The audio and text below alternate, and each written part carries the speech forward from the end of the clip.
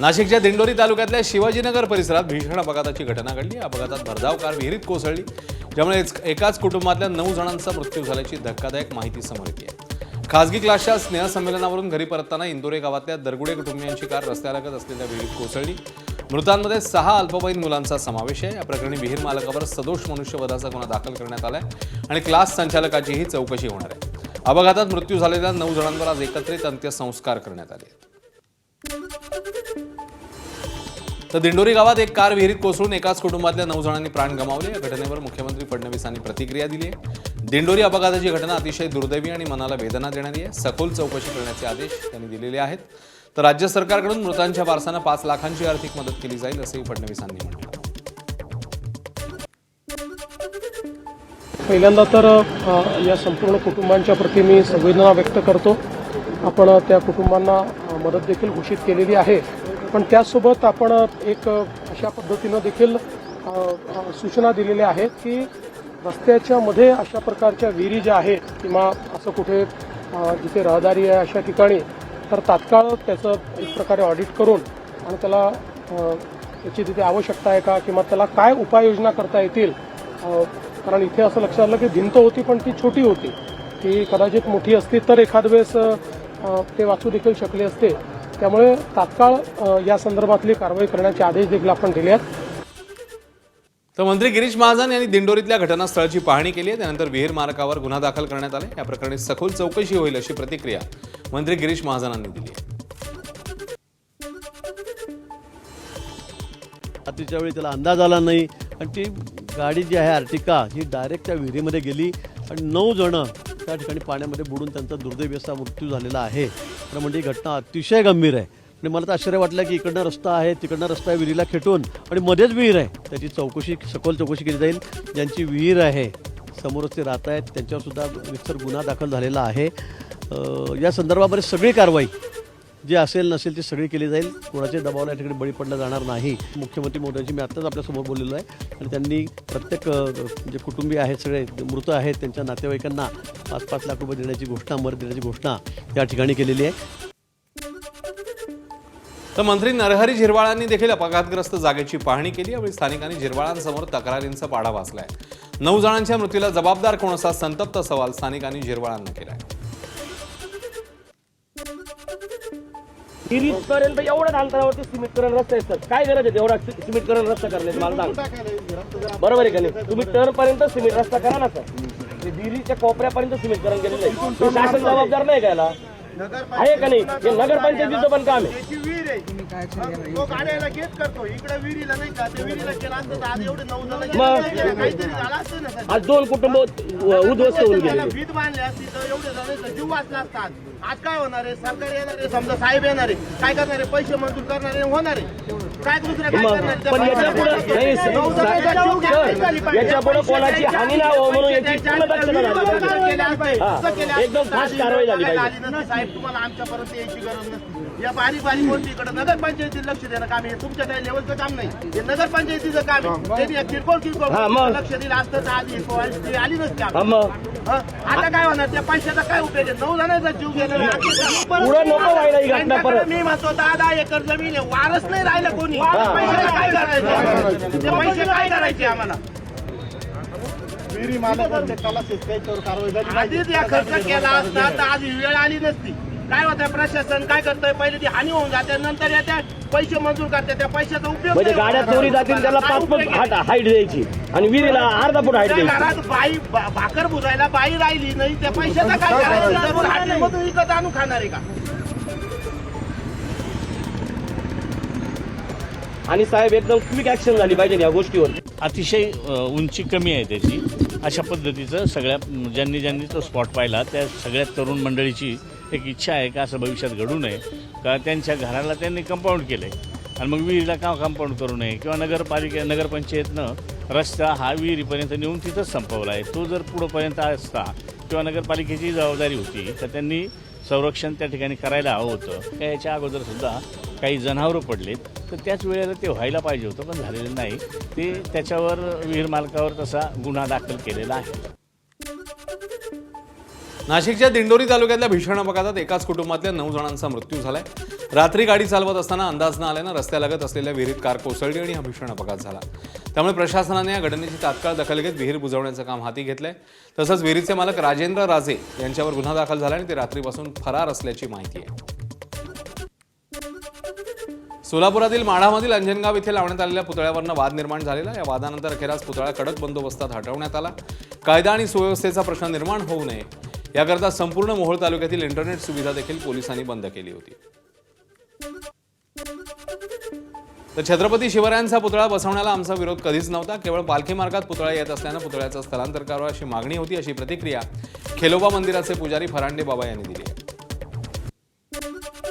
आमची सर्वांची रात्री मोहोळ या ठिकाणी बैठक पार पडली आणि ह्या बैठकीमध्ये जयकुमार गोरे भाऊंनी ह्याच्यावर मार्ग काढला आणि जो देवस्थानच्या जागेवरती पुतळा उभा करण्यात आला होता तो पुतळा शासकीय जागेमध्ये स्थलांतर करायचं हा असा मार्ग तुम्ही काढून श्री खेलोबा देवस्थानाला व धनगर समाजाला सर्वांनी न्याय दिलेला आहे. छत्रपती शिवाजी महाराजांच्या पुतळ्याचा सन्मान व्हावा यासाठी शासनाची जागा देण्याचा निर्णय घेतला, अशी प्रतिक्रिया मंत्री जयकुमार गोरे यांनी दिली.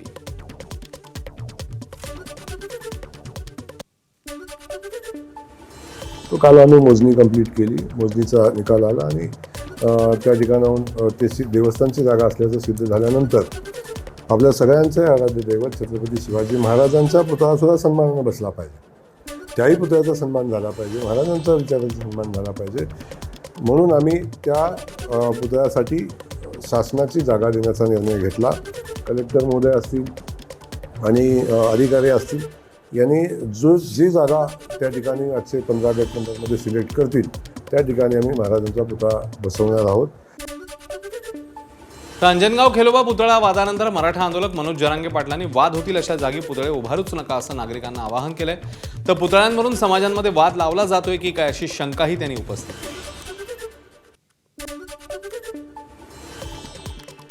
वादच नाहीये, लावला जातोय का काय अशी मला शंका आहे. लावला जातोय की काय, पुतळा विकणारा कोण याचा शोध घ्यायला लागणार. मला माहीतच नव्हते कोण इथं काय आहेत, कोण पुतळा देतंय का कोण घेतंय का काय प्रकरण आहे. आता कोणी येणार फोटो काढणार आणि मी त्यांच्यासोबत हे म्हणणार, म्हणजे असे काहीतरी गैरसमज पसरायचे. माझं नाव वापरून विनाकारण मलाही कोणी डाग लावण्याचा प्रयत्न करू नये. दुसरं की वाद होतील अशा ठिकाणी पुतळे उभा करू नका यार. आपल्या राजानं जगासाठी लय केलं आहे. आपल्या बापानं जे केलं ते कोणालाच नाही करता. सांगलीमध्ये छत्रपती संभाजी महाराजांचा पुतळा नियोजित जागीच बसवण्यात येणार आहे.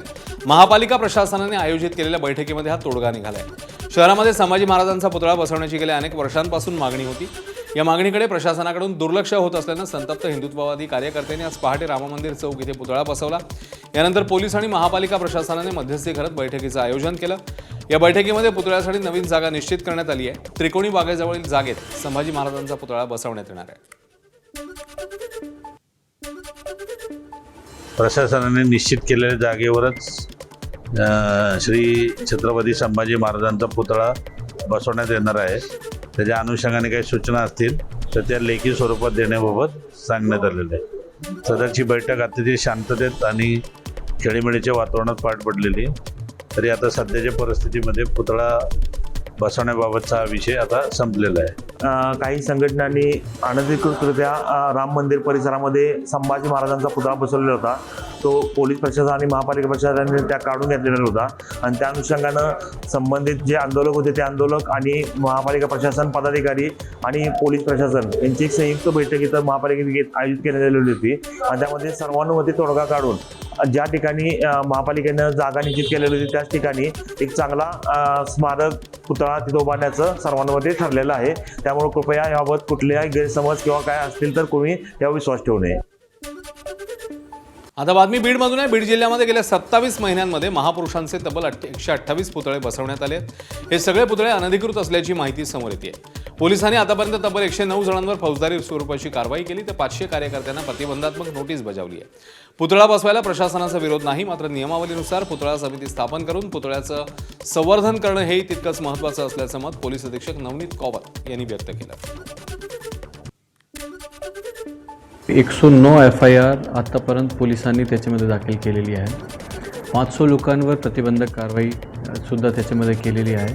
पुतळेच्या बाबतीत शासनाचा GR आहे, शासनाचे नियम कायदे, त्यामध्ये जिल्हा स्तरावर समिती राहते, त्याची समितीची परवानगी घेऊन पुतळा बसवता येते. त्याच्यामध्ये वेगवेगळे डिपार्टमेंट्सची NOC आणि ग्राउंड लेवलची रिपोर्ट बघून त्याच्यानंतर पुतळा बसवता येते. सगळ्या लोकांना माझं हेच आव्हान राहील की हे आपण जे पुतळा बसवत आहे ते आपले इतिहासाचे खूप मोठे मोठे ज्यांची हस्ती आहे त्यांचे आपण पुतळा बसवत आहे, तो लीगल मार्ग वापरा, कायदेशीर मार्ग वापरा. बीड जिल्ह्याचा विचार केला तर गेल्या 27 महिन्यामध्ये तब्बल 148 पुतळे उभारण्यात आले आहेत. त्यातल्या 109 प्रकरणामध्ये गुन्हे दाखल झाले आहेत. 500पेक्षा जास्त लोकांवर प्रतिबंधात्मक कारवाई झालेली आहे. या नववर्षाच्या 2026मध्ये पहिल्या 3 महिन्यामध्ये तब्बल 39 ठिकाणी अनधिकृत पुतळे उभारण्यात आले आहेत. तसं जर पाहिलं तर पुतळे उभारण्यापूर्वी ते वादग्रस्त ठिकाणी उभे करण्यात येऊ नयेत, वाहतुकीला अडथळा ठरू नयेत, त्याचबरोबर राज्य सरकारची परवानगी घ्यायला पाहिजे. या सगळ्या गोष्टींना फाटा देऊन काही लोक स्वतःच्या स्वार्थासाठी राजकारण करण्यासाठी ते पुतळे उभे करतात आणि त्यानंतर भावनिक राजकारण करून दोन्ही बाजूनी समाजामध्ये त्या ठिकाणी विद्वेष निर्माण होतं. कुणीतरी जाणीवपूर्वक अशा पद्धतीनं एका ठराविक गावामध्ये जायचं आणि रात्री अपरात्री महापुरुषांचे पुतळे बसवायचे. खरं म्हणजे ज्या महापुरुषांनी अत्यंत प्रतिकूल स्थितीमध्ये या महाराष्ट्रामध्ये शिक्षणाच्या क्षेत्रामध्ये असेल, सामाजिक क्षेत्रामध्ये असेल, अध्यात्माच्या क्षेत्रामध्ये असेल आणि देशाच्या आणि समाजाच्या हिताचा विचार ज्यांनी केला, त्या महापुरुषांच्या आणि राष्ट्रपुरुषांच्या पुतळ्यांची स्थापना अंधाऱ्या रात्री का करावी लागते हा सगळ्यात मोठा प्रश्न आहे. अहिल्यानगरमधील शिर्डी पोलीस ठाण्यात भोंदू अशोक खरातचे कथित सहाय्यक रमेश हिंगे आणि त्याच्या भावाची चौकशी सुरू आहे. मिरगावातील हिंगे भोंदू अशोक खरातचा PA असल्याची जोरदार चर्चा होती, त्यामुळे पोलिसांनी हिंगेला चौकशीसाठी ताब्यात घेतलंय. हिंगेकडून भोंदू संदर्भातल्या अनेक बाबींचा माहिती मिळण्याची दाट शक्यता आहे. भोंदू खरात प्रकरणी समता आणि जगदंबा पतसंस्था चौकशीच्या फेऱ्यात आलेल्या आहेत. पतसंस्थेचे संस्थापक काका कोयटे हे खरातच्या पाया पडत असल्याचा व्हिडिओ समोर आलाय. मात्र आपण खरातला आजपर्यंत भेटलो नसल्याचा दावा काका कोयटे यांनी केला. कोण अशोक खरात, कोण कॅप्टन, कोण भोंदू, ते आत्ता ओपन झालं. आम्हाला माहितीही नव्हतं ते. नाशिकमध्ये तो कार्यक्रम, तो फोटो पाहिल्यानंतर मी त्याची पडताळणी केली. नाशिकमध्ये पतसंस्थांचा एक कार्यक्रम होता आमच्या फेडरेशनचा, त्याच्यात ते अशोक खरात आले असतील आणि मी आयोजकांना ज्यावेळेस विचारलं, आयोजकांनी सांगितलं की हे नवीन आपल्या पतसंस्था चळवळीमध्ये आलेले, त्यांचा सत्कार करायचा. ते स्टेजवर आले, त्यांचा सत्कार केला. आता पाय जर मी त्यांच्या पडलो असेल, हिंदू संस्कृती आहे, वयाने छोटे जरी असले तरी हिंदू संस्कृती आहे. एकमेकांच्या आता वारकरी संप्रदायामध्ये लहान जरी असले तरी एकमेकांच्या पाया पडतात. नाशिकमध्ये स्वतःला आध्यात्मिक गुरु म्हणवणाऱ्या भोंदू खरात विरोधात फसवणुकीचा आणखी एक प्रकार समोर आलाय.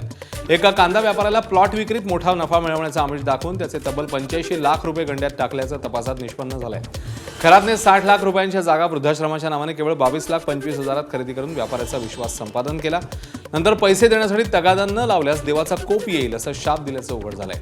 आतापर्यंत खरात विरोधात 12 गुन्हे दाखल आहेत, त्यापैकी 8 लैंगिक शोषणाचे आणि 4 आर्थिक फसवणुकीचे. सामाजिक कार्यकर्त्या अंजली दमानी यांनी खरात प्रकरणी खळबळजनक आरोप केले. खरातचा वर्षभराचा CDR हाती लागल्याचा दावा दमानी यांनी केलाय. यावर खासदार संजय राऊत यांनी प्रतिक्रिया दिली आहे. मुख्यमंत्री कार्यालयाशिवाय एवढी गुप्त माहिती बाहेर येऊ शकत नाही, त्यामुळे फडणवीसांच्या टार्गेटवर कोणीतरी आहे असा दावा राऊतांनी केलाय.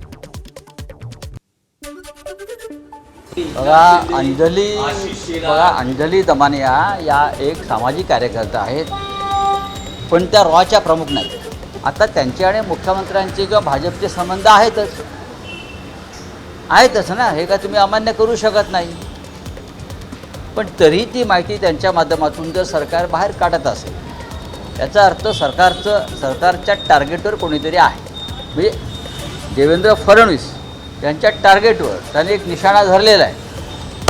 तो निशाणा धरला का वगैरे धरला तो आता तुम्हाला कळेल हा निशाणा काय आहे. तो मुख्यमंत्री कार्यालय वगैरे असे त्या ठिकाणी अशा सेन्सिटिव्ह प्रकरणामध्ये त्या ठिकाणी कुठल्याही पद्धतीचं असं कृत्य करत नाही. मुख्यमंत्री कार्यालय फार सेन्सिटिव्ह आहे आणि चौकशी सेन्सिटिव्ह आहे. जेवढे मीडिया ट्रायल आपण चुकीच्या पद्धतीने करू तेवढं याच्यावर प्रेशर वाढणार आहे. त्या ठिकाणी चौकशीवर शेवटी प्रेशर येतं. त्यामुळे अशा चौकशीमध्ये कमी बोललं पाहिजे. जे काही माहिती आहे ते मीडिया समोर ठीक आहे दिली, पण ही माहिती अधिक जर माहिती असेल तुम्हाला ते SIT समोर दिली पाहिजे. सामाजिक कार्यकर्त्या अंजली दमानिया यांनी काल अशोक खरात सोबत अनेक नेत्यांचे कॉल झाल्याचा दावा केला होता. एकनाथ शिंदे, रुपाली चाकणकर, सुनील तटकरे यांच्यासोबतचे खरातची फोनवरून चर्चा झाल्याचं दमानियांनी म्हटलेलं. शिवसेनेचे नेते प्रकाश महाजन यांनी आता अंजली दमानियांवर निशाणा साधलाय. दमानियांना अटक करा आणि त्यांना कॉल डिटेल्स कुणी दिले याची चौकशी करा अशी मागणी त्यांनी केली आहे. त्यावर अंजली दमानियांनी प्रकाश महाजनांवरही निशाणा साधलाय. त्यांना जे 17-18 कॉल झाले त्याच्यातले 10 कॉल इनकमिंग आहेत अशोक खरात आणि त्यांच्यामध्ये झालेले आणि 7 आउटगोईंग आहेत. हे तिला डिटेल्स मिळाले म्हणून जर असे जर अंजली दमानियाला मिळत असतील तर हे अशा पद्धतीचे कॉल तर दुसऱ्या कुणाला मिळू शकतात. खरं म्हणजे अंजली दमानियालाच कस्टडीत घेतलं पाहिजे. उद्या कुणी कुणाचे कॉल काढेल, सगळ्यांचं खाजगी आयुष्य उद्ध्वस्त होऊन जाईल. म्हणून अंजली दमानियाला ताब्यात घेऊन पोलिसांनी विचारलं पाहिजे की एकनाथ शिंदे साहेबांचे कॉल तुला कुणी दिले. पण मला गंमत अशी वाटते की प्रकाश महाजन आणि खरं तर जयश्री खाडीलकर सुद्धा यांनी कुठचाच व्हिडिओ हा खरातांविरुद्ध केला नाही, रुपाली चाकणकरांविरुद्ध केला नाही, लैंगिक शोषणावर केला नाही, जादू टोण्याच्या अघोरी प्रकारांवर केला नाही. पण ते माझ्यावर व्हिडिओ करतात असो मला काही फरक पडत नाही. मी जे काम करीन ते कायद्याला धरूनच करीन आणि तसं मी केलेलं आहे. नाशिकच्या सातपूर येथील एक धक्कादायक प्रकार समोर आलाय. 12 लाख रुपयांची खंडणी मागितल्याची तक्रार देणारा रवींद्र एरंडे याच्यावरच पोलिसांनी गुन्हा दाखल केलाय. NGOच्या माध्यमातून गरजू महिलांना नोकरीचा आमिष दाखवून लैंगिक शोषण केल्याचा एरंडेवर आरोप आहे. त्याच्या टॅबमध्ये 87 अश्लील व्हिडिओ सापडल्यामुळे हा प्रकार उघड झालाय. या प्रकरणी पोलिसांनी 4 मोबाईल्स, 2 पेन ड्राईव्ह आणि 1 मेमरी कार्ड जप्त केलंय. सातपूरमधील फिर्यादीच आरोपी निघाल्यानं खळबळ उडाली आहे. महसूल मंत्री बावनकुळेंची सोशल मीडियावर बदनामी करणाऱ्यांविरोधात पोलीस तक्रार दाखल करण्यात आली आहे. दैनिक बुलंद शक्ती पोर्टलचे रामेश्वर शिवाजी दरेकर यांनी सोशल मीडियावर बावनकुळेंची बदनामी करणारा मजकूर पोस्ट केला होता. बावनकुळे यांच्या परिवाराच्या नावे 28 एकर शेती असताना रामेश्वर दरेकर यांनी खोटी माहिती देत 1100 एकर जमीन असल्याचा खोडसाळ दावा करणारा व्हिडिओ व्हायरल केला होता. त्यामुळे ही तक्रार करण्यात आली. एका महिला कर्मचाऱ्याला कामावरून काढण्याची धमकी देत तिच्याकडे शरीर सुखाची मागणी करणाऱ्या कल्याण डोंबिवली पालिकेतल्या लिपिकाला निलंबित करण्यात आलं. भूषण पाटील असं निलंबित करण्यात आलेल्या लिपिकाचं नाव आहे. पीडित महिलेच्या तक्रारीवरून मानपाडा पोलीस ठाण्यात विनयभंगाचा गुन्हा दाखल करण्यात आला. जानेवारी महिन्यात एका कामावरून भूषण पाटील आणि पीडित महिला कर्मचारी यांच्यात वाद झालेला. यावेळी पाटील यांनी सर्वांसमक्ष तिला शिवीगाळ केली होती. त्यानंतर 20 फेब्रुवारी रोजी रात्री पीडित महिला घरी असताना पाटील यांनी तिला फोन केला. तुझ्या कामावरून काढण्याची ऑर्डर आली आहे, ती रद्द करायची असेल तर त्या बदल्यात मला काय देशील असं विचारत त्याने शरीर सुखाची मागणी केली असा आरोप पीडित महिलेने तक्रारीत केलाय. अमरावतीच्या भानखेडा जंगलात 18 वर्षांच्या तरुणीवर बलात्कार झाल्याची घटना 28 मार्चला घडली होती. या प्रकरणातल्या 5ही आरोपींना 12 तासात अटक करण्यात आलेली. काल रात्री मध्यवर्ती कारागृहात आरोपींची ओळख परेड घेण्यात आली. पीडितेने 5ही आरोपींना ओळखल्यावर त्यांची नावं आणि चेहरे पोलिसांनी अधिकृतपणे जाहीर केले आहेत. नांदेडमध्ये मध्यरात्रीच्या सुमारास 3 जणांची हत्या झाल्याची थरारक घटना घडली आहे. नांदेडमधील डीमार्ट परिसरामध्ये असलेल्या ई स्क्वेअरच्या बाजूला हे हत्याकांड झालंय. अरिजित सिंग चव्हाण याचा या घटनेत मृत्यू झालाय. ई स्क्वेअरच्या बाजूला रात्री 1:30 वाजण्याच्या सुमारास जुन्या वादातनं काही गुन्हेगारांमध्ये तलवार आणि खंजिराने मारहाण झाली. या घटनेत सय्यद आवेज, सय्यद खलील आणि घनश्याम रेड्डी, मोहम्मद अरबाज आणि इतर हल्लेखोरांनी अरिजित सिंग चव्हाणवर हल्ला केला. धारदार शस्त्रांनी वार केल्यामुळे अरिजित सिंग चव्हाण याचा जागीच मृत्यू झाला. हल्ल्यामध्ये जखमी सय्यद आवेज, सय्यद खलील आणि आणखी एका युवकाला पोलिसांनी सरकारी रुग्णालयात दाखल केलं. त्यानंतर अरिजित सिंग चव्हाणचा भाऊ चाकू घेऊन दवाखान्यात गेला आणि जखमी असलेल्या सय्यद आवेज, सय्यद खलील आणि मोहम्मद अरबाज, मोहम्मद फारूक या दोघांवर दवाखान्यातच चाकूने हल्ला केलाय. या हल्ल्यात दोघांचाही मृत्यू झालाय. सदर घटनेमधले सर्व आरोपी हे रेकॉर्डवरचे अट्टल गुन्हेगार आहेत. दोन्ही गँगवर मोठी क्राईम हिस्ट्री आहे आणि पोलीस करून जे स्ट्रॉंगेस्ट पॉसिबल प्रतिबंधक कारवाई सुद्धा झालेला होता MPDA आणि हद्दपार सारखा. आणि ह्या दोन्ही गँगची रायबलरीमध्ये ई स्क्वेअर जवळ रात्री इन्सिडेंट झाला आणि जे अनिल पंजाबी साहिल आला ग्रुपच्या 2 मेंबर असोसिएट्स म्हणू शकतो आपण, अरबाज आणि आवेज, हा दोन्हीची डेथ झालेली आहे एक बाजू. दुसरा बाजू अरिजित चौहानची पण डेथ झाली हॉस्पिटल. असा एकंदरीत 3 डेथ हा इन्सिडेंटमध्ये झालेला आहे. AC हॉलमध्ये लग्न करण्याचा हट्ट वरपक्षाच्या चांगला चांगलट आलाय. मारेगाव तालुक्यातील एका गावात राहणाऱ्या युवतीचे यवतमाळच्या मयूर सुरेश गिरी याच्याशी फेब्रुवारी महिन्यात लग्न जुळलं होतं. त्यानंतर 1 मार्चला वणीमध्ये साक्षगंधाचा कार्यक्रम पार पडलेला. दोन्ही कुटुंब लग्नाच्या तयारीला लागली. लग्नाची तयारी अंतिम टप्प्यात आलेली असताना रात्री मुलाने थेट तरुणीशी संपर्क साधत लग्न एसी हॉलमध्ये करण्याची अट घातली. ही मागणी तिच्या आईवडिलांपर्यंत पोहोचवण्यासाठी दबाव टाकला. या प्रकारामुळे युवती आणि तिच्या कुटुंबावर मानसिक आघात झाला असून अखेर त्यांनी मारेगाव पोलीस ठाण्यामध्ये धाव घेतली. घडलेल्या प्रकाराबाबत पोलीस ठाण्यात तक्रार दाखल केली. या तक्रारीवरून पोलिसांनी वर त्याचे वडील आणि अन्य दोघांविरोधात हुंडा प्रतिबंधक कायद्यान्वये गुन्हा दाखल केला. नंदुरबारच्या नावपूर बंधारे शासकीय आश्रमशाळेत 8 वर्षीय मुलाचा संशयास्पद मृत्यू झालाय. कालपासून बेपत्ता असलेल्या मुलाचा शौचालयातल्या सेप्टिक टँकमध्ये मृतदेह आढळला. आश्रमशाळेत मुलाचा मृत्यू झाल्यानं विद्यार्थ्यांच्या सुरक्षेचा प्रश्न पुन्हा एकदा ऐरणीवर आलाय. शाळेने निष्काळजीपणा केल्याचा आरोप पालकांनी केलाय. मुंबईच्या गोवंडी भागात एक धक्कादायक प्रकार समोर आलाय. ज्योतिमा म्हणून नाव बदलून राहणाऱ्या बांगलादेशी किन्नर गुरुबाबू आयनल खान प्रकरणाने पुन्हा एकदा खळबळ उडाली आहे. शिवाजीनगर पोलिसांनी 6 महिन्यांपूर्वीच त्याला भारतात घुसखोरी प्रकरणी अटक केली होती. त्यावेळी मुंबई उपनगरात त्याची मोठी प्रॉपर्टी आणि घरं असल्याचं उघड झालं होतं. तर बांगलादेशातनं घुसखोरांना आणून त्यांच्याकडनं देहव्यापार आणि भीक मागण्यास भाग पाडून कोट्यवधींची कमाई केल्याचा आरोप त्याच्यावर होता. मात्र जामिनावर बाहेर आल्यावर पुन्हा एक गंभीर गुन्हा समोर आलाय. एका अल्पवयीन मुलाचं अपहरण करून त्याला किन्नर बनवण्याचा आणि त्याच्याकडनं जबरदस्तीने देहव्यापार आणि भीक मागायला लावल्याचा आरोप करण्यात आलाय. या प्रकरणी गोवंडीतल्या पीडित मुलाच्या कुटुंबियांनी बाबू खान आणि त्याचा सहकारी साफडे उर्फ जारा विरोधात शिवाजीनगर पोलीस ठाण्यात गुन्हा दाखल केलाय. पोलिसांनी साफडे उर्फ जाराला अटक केली आणि बाबू खान फरार आहे. तर शिवाजीनगर पोलीस आणि गुन्हे शाखा आरोपीचा शोध घेत आहेत. पुणे विमानतळावर बँकॉककडनं येणाऱ्या प्रवाशांकडनं जवळपास 34 लाखांचा गांजा जप्त करण्यात आला. ही कारवाई एअर इंटेलिजन्स युनिटने केली आहे. एअर इंडियाच्या विमानातनं तस्करी करण्यात येत होती. तस्करी करणाऱ्या आरोपीला गुप्तचर विभागाने ताब्यात घेतलंय. या प्रकरणाची अधिकची चौकशी सुरू आहे. वाशिममधल्या सराफा बाजारात भर दिवसात चोरीची घटना घडली. दुचाकीवरून आलेल्या 2 चोरट्यांनी अशोक ज्वेलर्स दुकानात हातचलाखीने विक्रेत्याला विचलित करत ड्रायव्हरकडे असलेले 30 ग्रॅम सोन्याचे दागिने लंपास केले. ही घटना दुकानातल्या सीसीटीव्ही कॅमेऱ्यात समोर आली आहे. वाशिम पोलिसांनी गुन्हा नोंदवून सीसीटीव्ही फुटेजच्या आधारे चोरट्यांचा शोध सुरू केला आहे. मुंबईहून माळशिरसला जाणाऱ्या कारचा अपघात झालाय. माळशिरसच्या नातेपुतेजवळ कारचा भीषण अपघात झाला. या अपघातात आईवडिलांसह विवाहित मुलीचा मृत्यू झालाय. जावई गंभीर जखमी आहे. कार चालकाला डुलकी लागल्यानं हा कारवरील ताबा सुटून कार थेट कालव्यामध्ये जाऊन पडली. यामध्ये कारमधल्या 3घांचा मृत्यू झालाय. मुंबईतले हे रहिवासी आहेत. हनुमंत जठार, मंजुळा जठार आणि प्रीती टिळेकर अशी मृत्यू झालेल्या 3घांची नावं आहेत. तर गाडी चालवणारा जावई गंभीर जखमी आहे.